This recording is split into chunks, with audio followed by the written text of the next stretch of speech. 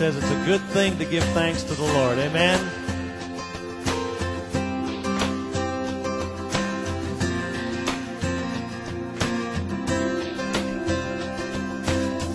I come before you today, and there's just one thing that I want to say. Thank you, Lord. Thank you, Lord.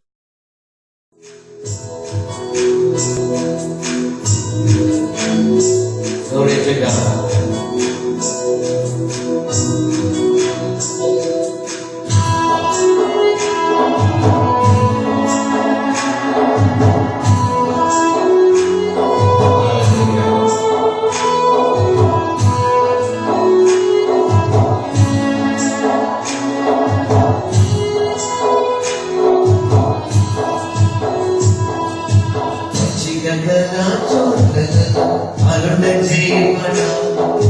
శాంతికర జలమయ నడిపించువాడా రక్షికగల చోట్లలో నడిపించువాడా శాంతికర జలమయ నడిపించువాడా నా కాపరి మంచి కాపరి నాకేమి కొదువలేదయ్యా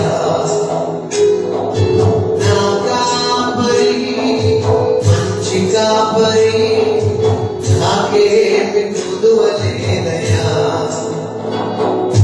వ్యాధి లేని సుఖ జీవం నాకు నిజువడా చేయబట్టి నడిపించువాడా వ్యాధి లేని సుఖ జీవం నాకు నిజువడా చేయబట్టి నడిపించువాడా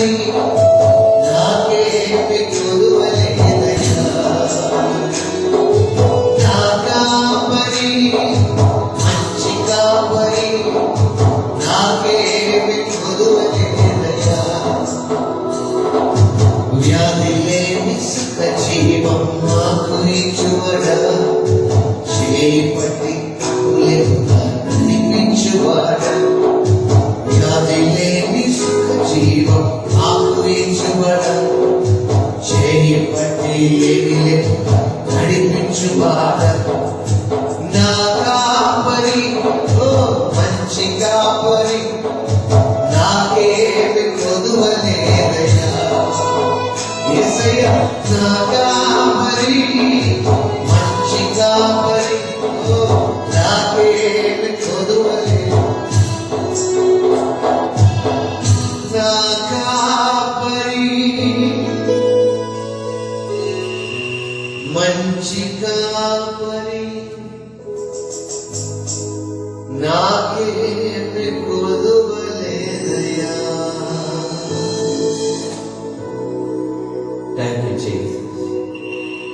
ప్రైజ్ యు జీసస్. యేసయ్య నీకు వందనాలు. మంచి కాపరి నీకు స్తోత్రం. మా కొరకు ప్రారంభించిన కాపరి నీకు స్తోత్రం. కృతజ్ఞతాస్తుతులు స్తోత్రాలు నీకే. హల్లెలూయా. దేవానికి స్తోత్రం, పరిశుద్ధానికి స్తోత్రం. మా కొరకు నీవే బలి అయిన దేవా స్తోత్రం. మరణపు లోయలో మేమున్నా మేము భయపడము. గాఢాంధకారపు రైలు నిదుటకరైనదనే మమ్మల్ని ఆదరించింది. ఈరోజు మమ్మల్ని బలపరచు. నీకే స్తోత్రం, నీకే స్తుతి సమర్పిస్తున్నాం తండ్రి. ఆమేన్. Thank you Jesus. దేవుని యొక్క వాక్యాన్ని మనం ధ్యానిద్దాం. దేవుని పిల్లల ఎఫెసీయులకు రాసిన పత్రిక 5వ అధ్యాయం 15వ వాక్యం నుండి మనం చదువుకుందాం. దేవుని యొక్క వాక్యాన్ని మనం చూద్దాం. మనము వాక్యాన్ని చూడాలి, చదవాలి, వినాలి, ధ్యానించాలి. అంతేగాని ఏదో ఒకటే చేయకూడదు. అప్పుడే ఆ వాక్యం మనలో ఫలభరితంగా ఉంటుంది. ఎఫెసీయులకు రాసిన పత్రిక 5వ అధ్యాయం 15వ వాక్యం. దినములు చెడ్డవి కనుక మీరు సమయమును పోనీయక సద్వినియోగం చేసుకొనొచ్చు. అజ్ఞానుల వలె కాక జ్ఞానుల వలె నడుచుకున్నట్లు జాగ్రత్తగా చూసుకోండి. ఇందు నిమిత్తము మీరు అవివేకులు కాక ప్రభు యొక్క చిత్తమేమిటో గ్రహించుకోండి. మరియు మద్యముతో మత్తులైనకుడి, దానిలో దుర్వ్యాపారం కలదు. అయితే ఆత్మ పూర్ణులైనది ఒకరినొకడు కీర్తనలతోనూ సంగీతములతోనూ ఆత్మ సంబంధమైన పాటలతో హెచ్చరించచ్చు. మీ హృదయములలో ప్రభువును కూర్చి పాడుచు కీర్తించుచు మన ప్రభు అయిన యేసు క్రీస్తు పేరిట సమస్తమును కూర్చి తండ్రి అయిన దేవునికి ఎల్లప్పుడూ కృతజ్ఞతాస్తుతులు చెల్లించచ్చు. క్రీస్తునందలి భయముతో ఒకరినొకడు లోబడి ఉండి. దేవుని వాక్యం చదివిస్తుంది. దినములు చెడ్డవి. దినములు చెడ్డవి అంటే దినములు బాలేవని కాదు, రోజులు మంచివి కాదని కాదు. చాలాసార్లు ఈ మాటలు కొంతమంది ఎలా తీసుకుంటారంటే దినములు మంచివి కాదు అని వాక్యం చెప్తుంది కాబట్టి మంచి రోజులు చెడ్డ రోజులు ఉంటాయేమో అనుకుంటారు. చాలాసార్లు వాళ్ళు అలాంటి ఈ వాక్యాన్ని వేరే రీతిగా ఉపయోగించుకుంటూ ఉంటారు. దేవుని యొక్క వాక్యంలో రాయబడిన ఈ మాటకు అర్థం దినాలు చెడ్డవంటే మంచి రోజులు చెడ్డ రోజులు ఉన్నాయని కాదు. ఆది కాండము 1వ అధ్యాయం చివరి వచనం మనం చదివితే దేవుడు చేసినంతటిని పరిశీలించి ఒక తీర్మానం ఇచ్చాడు. ఏమంటే ఆయన చేసినంతా కూడా చాలా బాగుంది అని. చాలా బాగుంది అంటే అర్థం ఏంటంటే ఇంకేం డౌట్ లేదు, ఏం ప్రాబ్లం లేదని అర్థం. హల్లెలూయా. మనం ఏమనుకుంటామంటే ఒకవేళ దేవుడు చేసిన దాంట్లో ఏదైనా కొరతలు ఉంటే ఆయన చెప్పవాడు. ఆయన ఏదైనా కార్యం చేస్తే అది కొరత కలిగింది గానో లేదంటే ఇంకొంచెం ఏదైనా చేయాల్సింది గానో ఉండదు. ఆయన చేసిన కార్యం సంపూర్ణంగా ఉంటుంది. దేవునికి స్తోత్రం. దేవుని కార్యాలు సంపూర్ణమై ఉన్నాయి. ఆయన ఇచ్చే మేలు సంపూర్ణంగా ఉంటాయి. ఆయన ఇచ్చే స్వస్థత సంపూర్ణంగా ఉంటుంది. ఆయన ఇచ్చే విడుదల సంపూర్ణంగా ఉంటుంది. ఆయన చేసిన రక్షణ కార్యం సంపూర్ణమైంది. ఆయన ఒక్కసారి సిలువలో పలికే తన రక్తాన్ని కాల్చి ఎప్పటికీ రక్షణార్థంగా, ఎప్పటికీ అందరికీ రక్షణ కారణంగా ఆయన సిలువ బలియాగాన్ని నిలబెట్టాడు. దేవునికి స్తోత్రం. ఈ రోజు కూడా యేసు ప్రభువును తమ సొంత రక్షకుడు ఎవరైతే అంగీకరిస్తారో వారందరికీ కూడా ఆయన కాల్చిన రక్తం సరిపోతుంది. ఆమేన్. ఆయన ఇచ్చిన రక్షణ మనందరికీ సరిపోయేది. కేవలం కొద్దిగా ఇంకా వెళుతుందనో అని చెప్పడానికి వీల్లేదు. సిలువలో ఆయన పలికిన మాట సమాప్తమైంది అంటే అర్థమైంది, ఇంకా సరిపోయింది. ఇంకేం చేయాల్సిన పని లేదు, ఎవరు ఏం చేయాల్సిన పని లేదు, ఇంకా దీనికి ఎవరు కలపాల్సిన లేదు, దీని నుంచి తీసేయాల్సిన లేదు. సరిగ్గా సరిపోయిందని దేవుడు అన్నాడు. ఆయన కార్చిన రక్తం సరిపోయింది, ఆయన ఇచ్చిన రక్షణ సరిపోయింది, ఆయన మన కొరకు చేసినదంతా సరిపోయింది. దేవునికి స్తోత్రం. హల్లెలూయా. అందుకే మనకు చాలిన దేవుడిని ఆనందిస్తున్నాం. దేవునికి స్తోత్రం కలుగుతాం. ఆయన కృప మనకు చాలు. ఆయన ఉన్న సమస్త మనకు సరిపోదు. మనం ఇంకా చాలా గ్రహించలేక, చాలా పొందుకోలేక వెనుకబడినా సమృద్ధి ఆయనలో ఉంది, కానీ మనమే ఇంకా దాన్ని రుచి చూడట్లేదు. ఇంకా కొంతమంది రుచి చూసి సంతృప్తి చెందుతుంది. చాలా మంది విధాలు ఏం చేస్తున్నారంటే కొంతమందికి సరిపెట్టుకుంటున్నారు, కొంచెం కొంచెంగా కేవలం ఆదివారం వెళ్ళడంతో సరిపెట్టుకుంటున్నారు. రోజు కిందసేపు ప్రార్థన చేయడం, వాకింగ్ చదవడంతో సరిపెట్టుకుంటున్నారు. అది చేయొద్దని నేను అనలేదు, చేయాలి. అవన్నీ కావాలి. ఇవన్నీ ఎలాంటివంటే మందిరానికి వెళ్ళడము, ప్రార్థన చేసుకోవడము, వాక్యం చదవడము, ధ్యానించడము, విశ్వాసం కలిగి ఉండడం, ఇవన్నీ క్రైస్తవ జీవితంలో ఏబిసిడి లాంటివి. ఏబిసిడీలు మనం నేర్చుకోవాలి, కావాలి. ఏబిసిడీలతో అన్ని ముడిపడి ఉంటాయి. ఇంగ్లీష్ భాషలో ఏబిసిడితోనే అన్ని పదాలు చేర్చబడ్డాయి.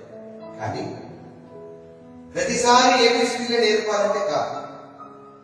చిన్నగా ఉన్నప్పుడు పిల్లలకి ఏబిసిడీలు నేర్పిస్తారు, కానీ కొంచెం పెద్ద అయిన తర్వాత మళ్ళీ నేర్పాల్సిన పని ఉంటుంది. ఎందుకంటే దాన్ని మళ్ళీ నేర్పే పరిస్థితి వచ్చిందంటే వారు నేర్చుకోవట్లేదు అర్థం. కొంతమంది అంతే ఎప్పుడు ప్రార్థన నేర్పాలి, మళ్ళీ ఎప్పుడు వాక్యం నేర్పాలి, ఎప్పుడు చర్చ్ రావడం నేర్పాలి. కొంతకాలం అయిపోతే మళ్ళీ మానేస్తారు, కొంతకాలం అయితే మళ్ళీ వెనకబడతారు, కొంతకాలం అయితే వాక్యం వదిలిస్తారు. అంటే మళ్ళీ ఏబిసిడీలు నేర్చుకుంటారు వాళ్ళు. ఇంకెప్పుడు ఎదిగింది? ఇంకా చాలా ఉన్నాయి. దేవుడు కృపా సమృద్ధి గలవాడు ఆయన. ఆయన ఎన్నో విషయాలు దాచించాడు. మనం నేర్చుకోవాల్సిన ఆధ్యాత్మికమైన సంగతులు ఎన్నో ఉన్నాయి. అవి ఎప్పుడు నేర్చుకునేది? ఇంకా ఏబిసిడీలు, ఇంకా ప్రార్థన, విశ్వాస మందిరం కాదు. అయ్యో 2 వారాలు వచ్చామని కూడా వారు రాలేకపోయినది. ప్రార్థన చేస్తున్నానండి, ఈరోజు చేశానండి, రేపు చేయలేకపోతున్నానండి, ఈరోజు చేయలేదండి, నిన్న చేయలేదండి, మొన్న చేయలేదండి, ఎందుకు వాక్యం చదువుతుంది, నిద్ర వస్తుందండి. ఇవన్నీ చిన్న పిల్లలు చెప్పే సాకులు. ఈరోజు చాలా మంది ఇంకా అదే స్థితిలో ఉన్నారు. భయంకరమైన విషయం ఏంటంటే అందుకే దేవుని వాక్యం ఏం చెప్తుందో, ఎందుకు రాయబడిందో దేవుని వాక్యం ఏంటో వారికి అర్థం కాదు. అందుకే అర్థం కాకుండానే వాక్యాన్ని అర్థం చేసుకున్నామని అనుకొని వాక్యాన్ని తప్పుగా వాడుతున్నారు. క్రైస్తవాడు దినాలు చెడ్డగా ఉన్నాయంటే ఒకరోజు మంచిది, ఒకరోజు చెడ్డది అని దేవుడు అనట్లేదు. కొంతమంది వాక్యాన్ని ఆలోచన చేసుకుంటారు. ఇదిగో ఇది వాక్యాలు రాయబడి కదా అంటే చెడ్డ రోజులు కూడా ఉన్నాయి. మీరేమో పాస్టర్ గారు పలానా రోజు మేము ఇల్లు కట్టుకుంటాం, పలానా ఓపెన్ చేస్తాం, పలానా బండి కొంటాం అంటే మమ్మల్ని తిడతారు. వాక్యమే చెప్తుంది దినాలు చెడ్డమంట. ఒక మంచి రోజు చూసి చేసుకుంటే తప్పేంటి? కొంతమంది వాక్యాన్ని తమ స్వంత లాభం కొరకు వాడతారు. అది మంచిది కాదు, అది దేవుని పని కాదు, దేవుని ఆత్మతో పని కాదు, అది దేవుని వ్యతిరేకమైన పని, దురాత్మకు. సాతాను వాక్యాలు వాడాడు. దేంతో తెలుసా? యేసు ప్రభుని శోధించడానికి. యేసు ప్రభుని శోధించడానికి వాడాడంటే వాడికి వాక్యం తెలియదు కదా. వాక్యం తెలుసు కానీ ఎలా వాడాలో తెలియదు, ఎవరితో వాడాలో తెలియదు, ఎందుకు వాడాలో తెలియదు. ఇవన్నీ ఎలా తెలుస్తాయంటే వాక్యం తెలుసుకుంటే కానీ పరిశుద్ధాత్మ దేవుడు మనలో ఉంది తెలుస్తుంది. దేవుడి స్తోత్రం కాక. యేసు ప్రభు ఏమన్నాడంటే నేను చెప్పిన మాటలు నీకు జ్ఞాపకం చేస్తాడు. ఎప్పుడు కావాలో అప్పుడు జ్ఞాపకం చేస్తాడు. పరిశుద్ధాత్మ ఎలా వాడాలో నేర్పుతాడు, ఎందుకు వాడాలో నేర్పుతాడు, ఏ వాగ్దానాన్ని ఎక్కడ ఉపయోగించాలో నేర్పుతాడు, ఏ వాక్యం ఏ పరిస్థితికి సరిపోతుందో పరిశుద్ధాత్మ మనకు చెప్తాడు. మనం చెప్పుకోవడం కాదు, మనం సర్ది చెప్పుకున్నాడు. కొంతమంది సర్ది చెప్పుకునే బ్రతుకు, సర్ది చెప్పు ప్రతిసారి వారు చేసిన తప్పులకి వాక్యాన్ని తీసి సమర్థించుకుంటారు. అది చాలా తప్పు. దేవుడు వాక్యాన్ని వెంటనే వాడుకోండి. హల్లెలూయా. ప్రియమైన బిడ్డలారా, దినములు చెడ్డవి అంటే రోజులు పాడైపోయారు కాదు, కానీ ఆ దినాల్లో బ్రతుకుతున్న మనుషులు చెడ్డవారే. చెడుతనం పెరిగిపోయింది. దేవుడు చేసినంత బాగుంది. దేవుడు సృష్టి చేసినప్పుడు బాగుందన్నాడు, ఆదాము చేసినప్పుడు బాగుందన్నాడు, అవ్వ చేసినప్పుడు బాగుందన్నాడు, వారిద్దరికి వివాహం చేసినప్పుడు బాగుందన్నాడు. అన్ని బాగున్నాయి. కానీ ఏం జరిగింది అక్కడ అంటే వారు పాపం చేయడమే బాగాలేదు. ఈ రోజు దేవుడు నీకు ఇచ్చిన రక్షణలో ప్రాబ్లం లేదు, ఆయన ఇచ్చిన కృపలో ప్రాబ్లం లేదు, నీకున్న ఆత్మీయ జీవితంలో కాదు సమస్య. కానీ సమస్య ఎప్పుడు వస్తుందంటే దేవునికి వ్యతిరేకంగా ఉన్నప్పుడు పాపం చేసినాం. పాపం అంటే ఏమనుకుంటారంటే మనుషులు ఓ వ్యభిచారమో, ఒక దొంగతనమో, నరహత్యం ఇవే అనుకుంటారు. ఇవి పాపాలే. కానీ దేవుని దృష్టిలో అత్యంత పాపం వదిలేదు ఏంటంటే ఎప్పుడైతే మనిషి దేవునికి దూరంగా ఉండాలనుకుంటాడో అదే పాపం. The moment when we think to be away from God, ఎప్పుడైతే దేవునికి దూరం అవ్వాలనుకుంటాం అక్కడి నుంచే పాపం మొదలవుతుంది. The moment ఎప్పుడైతే మనం దేవునికి దూరం అవుతుంటామో, దేవుని సన్నిధిని కోరుకోము, వాక్యాన్ని కోరుకోము, ప్రార్థన కోరుకోము, ఆత్మను ఆనందించడం కోరుకోము, అప్పుడే పాపాన్ని మొదలు పెడతాము. ఎప్పుడైతే మనం దేవునికి దూరం అవుతున్నాము, దేవునికి వేరుగా ఉండాలంటే, అందుకే వాక్యం వేసుకున్నాం అన్నాడు, నాకు వేరుగా ఉంది మీరేం చేయలేరు. You can not do anything. మనం దేవునికి వేరుగా ఉండి ఏది ఆత్మీయంగా చేయలేము, కానీ ఆత్మీయంగా కాకుండా ఏదో చేయొచ్చు. దేవునికి దూరంగా ఉండి, దేవునికి దూరంగా ఉండి చేయగలిగిన పని ఏంటంటే పాపమే. ఎందుకంటే పాపం చేసినప్పుడు దేవుడు మనతో ఉన్నాడు. అందుకే మనం ధైర్యంగా పాపం చేస్తున్నాం. తొందరలో మనకి అంత నచ్చేస్తుంది. అందుకే దేవుడు ఉంటే ఆ పని చేయలేము. ఆదాముతో దేవుడు సావాసం చేస్తున్నప్పుడు, ఆయన సావాసం ఉన్నప్పుడు, ఆదాముతో దేవుడు ఉన్నప్పుడు పాపం చేయలేకపోయాడు. ఎప్పుడైతే దేవుడు లేడని కాదు, దేవుడు ఉన్నాడు, కానీ ఆదాము దేవుడికి దూరమై, తలంపులలో ఆధ్యాత్మికతలో దూరమై, దేవుడు ఏదైతే వద్దన్నాడో దాని గురించి ఆలోచించడం మొదలైనప్పుడే మనిషి దేవుడు దూరమయ్యాడు. దేవుడు ఏదో వద్దంటాడో దాని గురించి ఆలోచించడంలోనే మన పాపం మొదలవుతుంది, మనం చేసినప్పుడు కాదు. అందుకే యేసు ప్రభువు ఏమన్నాడు తెలుసా? వ్యభిచారం చేయడం కాదు, వ్యభిచారం ఫలం ఉండడమే పాపం. అంటే అర్థం ఏంటంటే, ఎప్పుడైతే ఆలోచన మొదలవుతుందో అప్పటి నుంచే దేవుడికి దూరం అవుతుంది. కొంతమంది ఏమనుకుంటారు, చేసినప్పుడు కదా, అయినప్పుడు కదా. చేసినప్పుడు అయినప్పుడు కాదండి, చూసినప్పుడు ఆలోచించినప్పుడే మొదలైంది. అందుకే భక్తుడు కీర్తన రాస్తున్నాడు, తలంపు నాకు పుట్టక మునుపే వెలిగిందా, మాట నా నోటికి రాకముందే నీకు అది తెలుసు, నా మనసును గ్రహించావు ప్రభా అని కీర్తనకారుడు దావీదు. ఈరోజు దేవునికి పిల్లలు, దినములు చెడ్డవెందుకే అంటే, ఈ దినాల్లో మనుషులు ఏం చేస్తున్నారో అక్కడ వాక్యాలు రాయాలి. మనుషులు ఏం చేస్తున్నారంట, సమయాన్ని పోనిస్తున్నారంట. సమయాన్ని ఏం చేస్తున్నారు? పోనిస్తున్నారు. Time pass. ఈరోజు చాలా మందికి టైం పాస్ ఇస్తారు, ఏదైనా ఒక టైం పాస్ పనులు ఇస్తారు. ఇంతకుముందు సంపాదించే వాళ్ళకి ఒక అర్థం ఉండేది, ఏదైనా చేస్తే ఒక పనికి అర్థం ఉండేది. ఈ రోజు కొన్ని పనులు ఎందుకు చేస్తున్నారో ప్రజలు అడిగితే దానికి అర్థమే లేదు. పలానా పరిస్థితి చేసావయ్యా, పలానా పరిస్థితి చేసావు, పలానా దగ్గరికి ఎందుకు పోయావంటే ఉచిగానే పోయాడండి. అదేంటంటే సమయాన్ని పోనీయడానికి, టైం పాస్. టైం పాస్ చేయడానికి ఏం సార్ అంటే, సమయాన్ని ప్రజలు పోనీయడంలోనే చెడ్డవాలి. దేవుని యొక్క సన్నిధికి రావాల్సిన సమయాన్ని, ప్రార్థనకి ఇవ్వాల్సిన సమయాన్ని, దేవుని వాక్యానికి ఇవ్వాల్సిన సమయాన్ని పోనిస్తున్నారు. ఇది అందరూ పోనిస్తున్నారు. నా ప్రియ సహోదరు, నువ్వు ఆ పరిస్థితులు ఉన్నావంటే నువ్వు చెడ్డ రోజుల్లో బ్రతుకుతున్నావు. దేవుడు చేసిన రోజు మంచివి, కానీ బ్రతుకుతున్న మనుషులు బట్టి అవి చెడ్డవో మంచివో నిర్ణయించబడతాయి. దేవుళ్ళు ఉన్న వారికి అన్ని మంచి రోజులే, ప్రతి దినం మంచి రోజులే, ప్రతి క్షణం మంచి. అంటే వాళ్ళకేం ప్రాబ్లం లేదు, వాళ్ళకి అన్ని పరిస్థితులు సమకూర్చబడి పనిచేస్తాయంట. ఆమేన్. వాక్యం రాయబడింది, దేవుని ప్రేమించే వారి కనుక ఆయన సంకల్పం చొప్పున పిలువబడ్డ వారికి సమస్తము సమకూడి మేలు కొరకు జరుగుతాయి. ఏదైనా ప్రాబ్లం వచ్చినా వాళ్ళు మంచి కొరకే. యోసేపు జీవితాన్ని చూస్తే గుర్తులో పడేసి, ఆ తర్వాత ఐగుప్తుకి అమ్మేసి, ఆ తర్వాత అన్నయ్యిన తర్వాత ఆయన తీసుకెళ్లి దేవుడు ఐగుప్తులో రాజు చేశారంట. ఆ తర్వాత వాళ్ళ అన్నదమ్ములు చెప్పారంటే, అయ్యో మేము తప్పు చేశాం, నేను కారణంగా చేశామంటే యోసేపు ఏమంటే తెలుసా, మీరు నా మంచికే చేశారు, నీ మంచి నా మంచికే కాదు, మన అందరి మంచిగా అవుతుంది.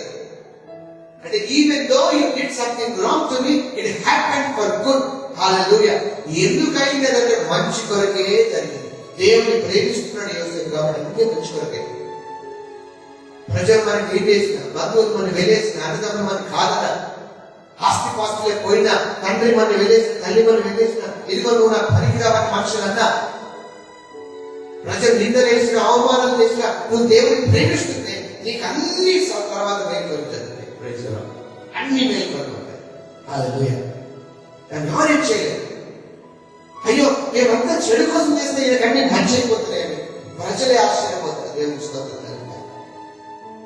అలా ఎందుకు జరిగిందంటే ఒకటే కారణం, ఆ వ్యక్తి దేవుని ప్రేమిస్తున్నాడు కాబట్టి, అతడు నన్ను ప్రేమించుచున్నాడు కనుక నేను అతన్ని కనపరిచేదను. హల్లెలూయా. అతడు నా నామం ఎరిగిన వాడు కనుక నేను అతన్ని కనపరుస్తాను. శ్రమలో నేను అతనికి తోడే ఉంటాను. అతన్ని విడిపించి అతన్ని గొప్ప చేసేది, దీర్ఘాయువు చేత అతన్ని తృప్తిపరచదు. హల్లెలూయా. దేవుని యొక్క వాక్యం సెలవిస్తున్న మాటలు 91వ కీర్తనలుగా మోషే రాస్తాడు ఈ విషయాలు. ఏమనంటే అతడు నా నామం పెరిగిన వాడు, అతడు నన్ను ప్రేమించుచున్నాడు. ఇవన్నీ మాటలు మనం చూస్తే నువ్వు దేవుని ప్రేమిస్తే నీకు చెడు రోజులు కావు, మంచి రోజులు. ఆమె నీకు మంచి రోజులు ఉన్నాయి. ఇస్సాకు తన చుట్టూ పరిస్థితులన్నీ కరువు కాలంలో ఉన్నాడంట. అందరు కరువులో ఉన్నారు. ప్రభా నేనేం చేయాలి? ఐగుప్తుకు పోనా అంటే ఎవడన్నాడు? ఐగుప్తుకు పో. ఈ చుట్టూ ఉన్న వాళ్ళకి మంచి రోజు కావు, కానీ నీకు ఇది మంచి రోజు. దేవునికి స్తోత్రం కలుగుతాను. ఇది మంచి రోజు. ఈ రోజు నువ్వు వెళ్ళి విత్తనాలు వేయాలి. దేవుని మాటను బట్టి ఆయన వెళ్ళి విత్తనాలు వేస్తే ఆ సంవత్సరం 100 పంటకు వచ్చాడు వాక్యం సరిపిస్తుంది. హల్లెలూయా. ప్రేమ దేవునికి వెళ్ళారు. మనం అనుకుంటాం అందరికీ బాగాలేదు కాబట్టి మనం కూడా బాగుంటుంది. దేవుని బిడ్డలకి అందరికి బాగాలేకపోయి మంచి వస్తాయి. దేవునికి స్తోత్రం కలుగుతాను. When things are wrong to everybody, that all things will work together for us. దేవునికి స్తోత్రం. అవన్నీ మన కొరకు పనిచేస్తాయి. ఈరోజు మనము చుట్టూ ఉన్న పరిస్థితులను గ్రహించాల్సింది ఏంటంటే దినాలు చెడ్డగా ఉన్నాయి. అందరూ చెడ్డగా ఎందుకు అయిపోయిన దినాలంటే సమయాన్ని పోలిస్తున్నారు. మనం ఏం చేయకూడదంటే సమయాన్ని పోనీయక సద్వినియోగం చేసుకోవాలి. అది దాంట్లో మన ప్రయోజనం. అంతేకాదు కింద రాస్తాడు, ఒకరినొకడు కీర్తనలతో సంగీతంతో ఆత్మ సంబంధమైన ఏ పాటలండి? ఆత్మ సంబంధమైన పాట, సినిమా పాటలు కాదు. సంగీతం అన్ని మంచిది కాదు. కొంతమంది సంగీతమే మంచిది అనుకోని సంగీతం ఎంత పరిగెడుతుంది. సంగీతం మంచిదే, కానీ అది ఏం సంగీతం అయిందంటే దేవుడిని మహిమపరచదే ఉండాలి. దేవుని ఆయాసపరిచేది ఉండకూడదు. మనకు సంతోషించే దేవునికి ఆయాసం ఇస్తే కీర్తనలు పాడమంటున్నాడు. ఏదైనా కీర్తనలు పాడండి, పాటలు పాడండి, సంగీతం వాయించండి. ఆత్మ సంబంధంగానే ఉండాలి అని వాక్యంలో. అంతేగాని మనకు నచ్చిందల్లా పాడేసి, నచ్చిందల్లా తీసేసి, నచ్చిందల్లా వాయించి ఇదే ఆత్మ సంబంధం అని పేరు పెట్టడం కాదు. ఈరోజు అలాంటివి ఎందుకు జరుగుతున్నాయి? వాళ్ళకి మానవానికి అనుభవాలు, దేవుని యొక్క అసలు ఏ అవగాహన ఉండదు. వారు పాడుతుంటే హృదయాలు నింపబడుతున్న అనుభవాలే కలగాలి. అంటే నేను పాడేవాళ్ళని బతికి మాట్లాడలేదు. నువ్వు పాడగలవు, నీకు సంగీతం వచ్చే ఇదిగా దేవుడు అడిగేది. నీ పాట ఆత్మ సంబంధమైనదైతే అది దేవుని ఆరాధిస్తుంది. అంతేగాని నీకు నచ్చిందల్లా పాడితే ఆరాధన అని పేరు పెట్టదు. దానివల్ల దేవుడికి విసుకొస్తుంది కదా. దేవుడు ఆ పరిస్థితిని ఒకరోజు ఆపేస్తాడు. కొంతమంది బైబిల్ ఎన్నో సందర్భాలు రాయబడే, కొంతమంది ప్రార్థన చేస్తే దేవుడు ఆపేయాలి, కొంతమంది దేవుడు సన్నిధిస్తే రాకపోవడం. ఎందుకంటే వాళ్ళు చేసే పనుల కంటే వాళ్ళ జీవితాన్ని దేవుడు చూసి వాళ్ళకి ఆయన నచ్చలేదు. ఈరోజు నువ్వు వాక్యం ఇచ్చినావు, నీ జీవితం దేవుడు నచ్చాలి. నీవు చేసేది ఆత్మ సంబంధం ఉండాలి. పాటలతో నువ్వు హెచ్చరించు, నీ హృదయంలో ప్రభువుని గురించి పాడచ్చు. నిజంగా పరిశుద్ధాత్మలో నింపబడిన వాళ్ళు మందిరానికి వచ్చినప్పుడు, ప్రార్థనలో ఉన్నప్పుడు పాడు, ఎప్పుడు పాడుతూ ఉంటారు. ఎక్కడ వారి హృదయంలో హృదయంలో పాటలు ఉంటాయి. ఆయనకు రాగాలు తెలియదు, ఏం తెలియదు, కానీ ఎప్పుడు పాడుతూ ఉంటారు.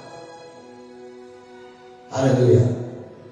ఎందుకంటే వాళ్ళకి పక్కన ఒకసారి ఏమైందంటే, నేను ఇలాంటి మీటింగ్ లో ఎవరైనా పాట పాడండి అంటే అక్కడ ఒక మంచిగా పాడగలిగే వ్యక్తి ఒకరుంటే నేను అన్నానంటే పాడుతుంది అంటే వాళ్ళు అన్నారు కదా, ఇక్కడ మైక్ లేదు సార్, ఇక్కడే వాయిద్యాలు లేవాడు. అవునా? అంటే వీళ్ళు వాయిద్యాలు ఉంటేనే మైక్ ఉంటేనే పాడేవాళ్ళు. వీళ్ళంతా వీళ్ళందరికీ చాలా సెటప్ కావాలి, అప్పుడే పాడతారు. అంటే వారు ఆత్మ సంబంధమైన వాళ్ళు కాదు. ఆత్మ సంబంధమైన వ్యక్తికి ఆర్కెస్ట్రా అవసరం లేదు, స్పీకర్స్ అవసరం లేదు, మంచి అవసరం లేదు. వారి హృదయంలోనే సంగీతం ఉంటుంది. దేవుని స్తోత్రం గాక. హల్లెలూయా. వాక్యం రాయబడినప్పుడు ఏంటంటే మీ హృదయంలో ప్రభువుని గురించి పాడండి. మీరు పైకి పాడలేకపోతే హృదయంలో పాడండి. పరిశుద్ధాత్ముడు మ్యూజిక్ మీలో పుట్టిస్తాడు. దేవుని స్తోత్రం. That music will enhance you, మిమ్మల్ని ఇంకా గొప్పగా ఉజ్జీవింపజేస్తుంది. దేవుని స్తోత్రం. ఏమైనా దేవుడు పిల్లారా, ఈ యొక్క సమయంలో దేవుడు మాట మీరు అంగీకరించారు. ఇంకా రాస్తూ ఉంటాడు, మన ప్రభు అయిన యేసుక్రీస్తు పేరిట సమస్తమును గూర్చి తండ్రైన దేవునికి ఎల్లప్పుడూ ఎప్పుడంటే ఎల్లప్పుడూ, ఎప్పుడోగా, గుర్తొచ్చినప్పుడుగా, తర్వాత కాదు, సమయం వచ్చినప్పుడు కాదు, ఏదైనా నచ్చితే కాదు, ఏదైనా అవుతే కాదు, మంచి కార్యమైతే కాదు, ఎల్లప్పుడూ అంటే ఎప్పుడు కూడా ఏం చేయాలంట? దేవునికి కృతజ్ఞతాస్తుతులు చెల్లించాలి. అంతేకాదు క్రీస్తునందరి భయంతో ఒకరినొకరు లోబడి ఉండి, ఒకరికొకరు లోబడాలి. ఎవరి భయం? దేవుని భయం. ఈరోజు ఒకరికొకరు ఎందుకు లోబడలేరంటే, వాళ్ళకి దేవుని భయం మీద ఆలోచన అంటే ఎవరికి వాళ్ళు వారు కనపరుచుకోరు. ఈరోజు సంఘాల్లో ఆయా పరిస్థితుల్లో సమాధానం లేదు, సహవాసం కుదరట్లేదు, ఒకరికొకరు నచ్చట్లేదు. కారణం ఏంటో తెలుసా? వాళ్ళ దేవుని భయం లేదు. దేవుని భయం పోయింది కాబట్టి మనుషులతో, సహోదరులతో కొట్లాడుతున్నారు. ఈ సేవకుడి మీద, ఆ సేవకుడి మీద నానా మాట్లాడుతున్నారు. నువ్వు ఎవరు మాట్లాడాలి? ఆ విశ్వాసం మీద, ఈ విశ్వాసం మీద కామెంట్లు కొడతారు. భయపడట్లేదు. వీళ్ళందరూ దేవుని పోలికలో ఉన్న మనుషుల మీద భయపడట్లేదు. వీళ్ళందరి కొరకు యేసు గారు రక్తాన్ని కార్చాడు, వీళ్ళందరి కొరకు ఆయన సిలువ వేయబడ్డాడు. ఆలోచించట్లేదు. అందుకే నోటికి వచ్చేదలా మాట్లాడుతుంటారు, తీర్పులు తీరుస్తారు, ఇష్టం వచ్చింది చెప్తుంటారు వాళ్ళ గురించి. కారణం ఏంటో తెలుసా? దేవుని భయం లేదు. దేవుని భయం ఉన్నవాడు ఏ మనిషినైనా మాట్లాడాలంటే ఆలోచిస్తాడు. ఈరోజు నువ్వు ఆలోచిస్తున్నావు. దినములు చెడ్డని కనుక మీరు సమయాన్ని పోనీ యొక్క సద్వినియోగం చేసుకోండి. ఈ వాక్యం అంటే మీరు ఒక తీర్మానం చేస్తారు. సద్వినియోగం అంటే నేను 2 విషయాలు జ్ఞాపకం చేశాను. జరిగిపోయిన వాటిలో మంచిగా బయటకు తీసుకోండి. అడగండి, ప్రభా నాకు ఏ పాఠం రావాలని లేదు ప్రభా, జరగబోతున్న వాటిలో నన్ను సిద్ధపరచు ప్రభా, ఈ చిత్తాన్ని చేయడానికి. ఒక మధ్యలో రాస్తాను ఏమంటే, ఆయన చిత్తము కొరకే అన్ని చేయాలి, నీ ఇష్టం కొరకు. తీర్మానం చేస్తే ప్రార్థన చేద్దాం. ఇదిగో ప్రార్థన, నేను తీర్మానం చేస్తున్నా. అయ్యా, నేను తీర్మానం చేస్తున్నా. ఈ దినాలు చెడ్డగా ఉన్నాయి, దేవుడు అక్కడ సమీపం ఉంది. ఏమైనా బిడ్డలను గ్రహిస్తున్నారో లేదో, యేసు ప్రభు త్వరగా రానే ఉన్నాడు. సమయం ఇంకా లేదు, చాలా సంకుచితమైంది, చాలా తక్కువ ఉంది. ఈ సమయాన్ని మనం సరిగ్గా వాడుకోవాలి. అప్పుడే మనం మన జీవితాన్ని కాపాడుకొని ప్రభుకి మనం తిరిగి మన ఆత్మను అప్పగించగలం. దేవుడికి స్తోత్రం. ప్రార్థన చేద్దాం. నాతో పడేకి ఇస్తుంది. ప్రార్థన చేద్దాం. పరిశుద్ధులైన తండ్రి, నీకు స్తోత్రం ప్రభా. దినములు చెడ్డది కనుక మేము సమయాన్ని పోనీయకుండా సద్వినియోగం చేసుకుంటాం. అజ్ఞానములే కాక జ్ఞానులమై, వివేకం గల వారమై పరిస్థితులను అర్థం చేసుకొని, పరిశుద్ధాత్మ దేవుడితో మేము నియంత్రించబడి సంపూర్తిగా నీ యొక్క ఆనందించే కృప మాకు దయచేయండి. ఈ వాక్యం విని తీర్మానం చేస్తున్న ప్రతి ఒక్కరి జీవితాలు నీ కృపను, నీ అభిషేకాన్ని కుమరించమని, ప్రతి జీవితం నీ రక్త ప్రోక్షణగా వారి హృదయాలను పరిశీలన చేసుకునే కృప, మరి వారు తిరిగి నీ ఎంతో ఆనందించే కృపను వారు దయచేయండి. ఈరోజు ఎవరైనా వాక్యం వింటూ వారి జీవితాలు నష్టపోయి పరిస్థితులు గుర్తు చేసుకుని బాధపడుతుంటే, ఆ పరిస్థితుల ప్రభావాన్ని, ఆ పరిస్థితుల సంగతులన్నింటి నజరేయుడైన యేసు నామములో వారి జీవితం నుంచి దూరపరచమని, ఆ చేదు అనుభవాలన్నీ కూడా దూరపరచబడుగా, మార అనుభవాలు మధురంగా మార్చబడుగా, నీకే మహిమ ఘనత ప్రభువును చెల్లిస్తున్నాను. ఎల్లప్పుడూ ఆనందించు, ఎల్లప్పుడూ స్తుతించి ఆరాధించు, కృతజ్ఞతా స్తుతులు చెల్లించే వారిగా పురిగొల్పబడి సిద్ధపరిచి నీ రాకడ కొరకు సిద్ధపరచమని త్వరలో రానే యేసు నామములో అడుగుచున్నాము తండ్రి, ఆమేన్. వేదనకు బిడ్డలారా, దేవుడు మిమ్మల్ని ఆశీర్వదించిందాక ఈ వాక్యాన్ని బట్టి మీ హృదయాలను ఫలించవు. దేవుని రాకడ కొరకు సిద్ధపడి జీవించే కృప దేవునికి ఉందా. ఆమేన్.